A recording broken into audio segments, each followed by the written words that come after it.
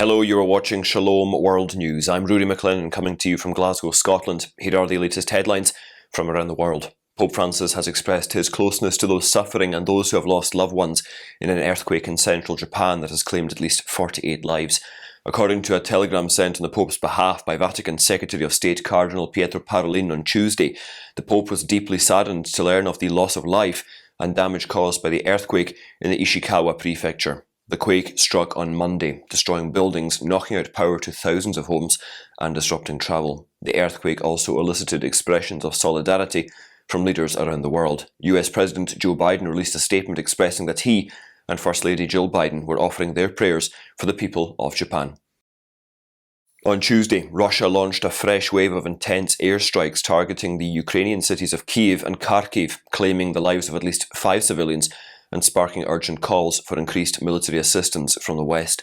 According to the Ukrainian Interior Ministry, the latest round of missile and drone attacks resulted in 135 injuries, with 61 reported in and around Kharkiv, Ukraine's second largest city in the northeast, and 17 in and around the capital city, Kyiv.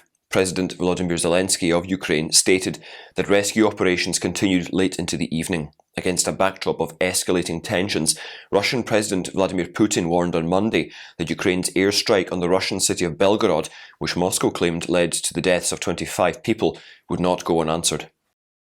As of Tuesday, Israeli airstrikes and ground operations continued in the Gaza Strip, with a notable escalation in Khan Younis, where residents reported heightened attacks by Israeli jets and tanks. In the West Bank, clashes with the Israeli army resulted in the deaths of 4 Palestinians. In a separate incident, Israeli forces conducted a drone strike in Beirut in Lebanon, killing Hamas deputy leader Saleh al-Arouri, as reported by Lebanese and Palestinian security sources. This incident raised concerns about the potential escalation of hostilities extending the conflict beyond Gaza. Al-Arouri, who was 57, is the first senior Hamas political leader to be assassinated since Israel launched a comprehensive air and ground attack against Gaza's Hamas rulers nearly 3 months ago. According to the Hamas-controlled health ministry in Gaza, over 22,000 people have been killed in the territory since Israel initiated its operation.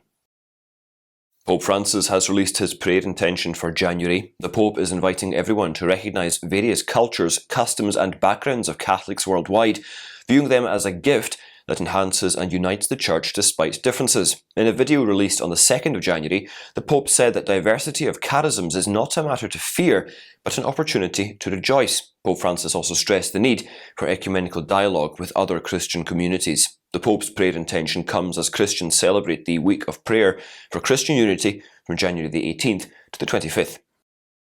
Catholic bishops in Sudan are urging the international community to intensify their efforts to end the ongoing violence in the region. The bishops appealed to the United Nations and members of the international community to go on with their efforts to end the ongoing violence in the country. The bishops also exhorted the faithful not to be discouraged, but to trust in God. More than 12,000 people have died, and about 7 million have been displaced in a war that broke out in April between the Sudan Armed Forces and the paramilitary Rapid Support Forces.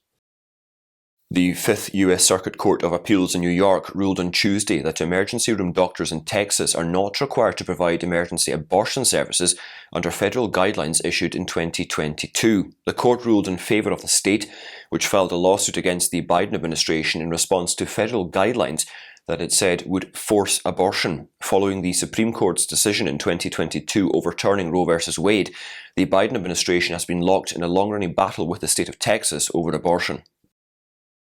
Violence has freshly erupted in Manipur, resulting in the murder of at least 5 civilians and injuring of nearly a dozen security personnel. Approximately 200 people have lost their lives and around 50,000 have been displaced in India's troubled northeastern state since intense clashes broke out between members of the Meitei and Kuki communities in the state last May, following a court order suggesting that privileges granted to Kukis should also be extended to Meiteis. Since late on Monday, authorities have reimposed a curfew in the Thoubal district and 4 other adjoining districts. The pro-democratic media tycoon Jimmy Lai has pleaded not guilty at his Hong Kong national security trial. Under a China-imposed national security law, Mr. Lai was accused of collusion with foreign forces and sedition. The landmark trial began on December the 18th after a delay of more than 1,000 days. The 76-year-old's case has sparked an international outcry. The pro-democratic newspaper Apple Daily, founded by Mr. Lai, was shut down in 2021 after being accused of publishing seditious content. Both the United States and the United Kingdom have called for Mr. Lai's immediate release. Harvard University President Claudine Gay has resigned amidst accusations of plagiarism and criticisms of her congressional testimony on campus anti-Semitism. Her departure comes just 6 months into her presidency, marking hers the shortest tenure in Harvard's history. During a hearing before Congress on the 5th of December, alongside the presidents of MIT and the University of Pennsylvania, she faced criticism for not definitively stating whether calls for the genocide of Jews on campus would violate conduct policies. Their answers drew criticism, leading to a demand from over 70 US lawmakers for the removal. After the state's Department of Child Services took their gender-confused child from them, 2 parents in Indiana are asking the US Supreme Court to step in. Mary and Jeremy Cox have petitioned the High Court, requesting a review of the removal of their son, who has come to identify as a girl. The child was removed from the parents because they did not address their male child with feminine pronouns or names owing to their biblical beliefs. The Indiana DCS opened an inquiry into the family in June 2021, which culminated in the removal of the child from the family. Spanish citizen Sanchez Corredor has been released after 15 months of imprisonment in Iran. He was arrested in October 2022, shortly after he paid a visit to Masa Amini's tomb during his solo walking trek to Qatar to support Spain's men's football team in the FIFA World Cup. Amini died after being taken into custody by Iran's morality police for violating the country's strict dress code. Her death sparked nationwide protests in Iran. 41-year-old Corredor returned home to Madrid on Tuesday after his release was announced by Iran's embassy to Spain. The United Nations' latest report revealed that a record-breaking 520,000 migrants travelled north from South America through the perilous Darien Gap, a hazardous jungle expanse between Colombia and Panama, to reach the United States or Canada. This figure is more than double the number of the previous year, indicating an aggravating humanitarian crisis.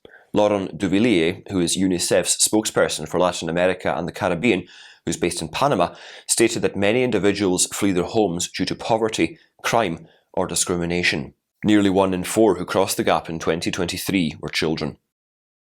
And those are your latest headlines. Do join us again tomorrow for more, and do remember you can always visit swnews.org for more updates. Shalom.